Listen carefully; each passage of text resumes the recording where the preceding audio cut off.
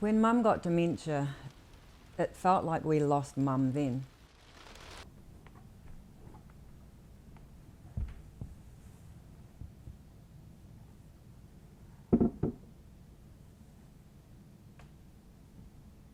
My name is Susie Tornquist and I'm the daughter of Maureen Marianne Euler. My mum started getting dementia when she was 69 and then within 6 years she was fully gone.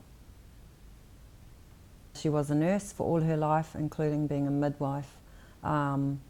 She immigrated to New Zealand in 1973 and she had 4 children. Dementia is basically caused by a build-up of a protein in the neurons of the brain, which means that memory is compromised.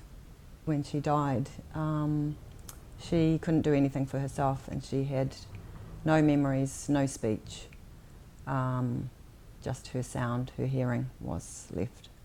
The interesting thing about Mum when she first went into a home, my mum, as I mentioned earlier, was a nurse all her life, and in her confusion of the early stages of dementia, she thought she worked at the place and she kept bossing the nurses around, which is, you know, a little bit funny.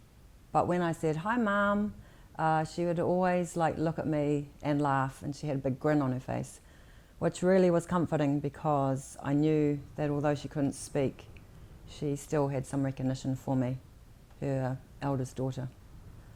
Looking back on Mum's life, I really believe that if she'd had a different life, maybe her dementia wouldn't have progressed so quickly and so early. She was born just before the war at age 4. She was taken from London on a train into the country where she didn't see her mum for 4 years and she was put into foster care. Another devastating blow was that her dad committed suicide when she was 13. I do believe that Mum's, trauma in life in her early stages led to a life of depression. In the war, her mother wasn't around to, tell her she loved her, and it was difficult for Mum to tell me that she loved me. And all I wanted was her, to say that she loved me.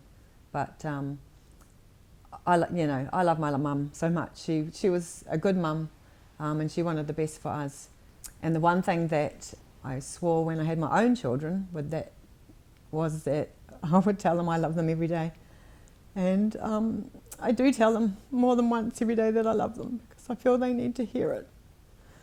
Because I don't want to pass not having told my kids that I love them. Thanks, Mum. Jesus.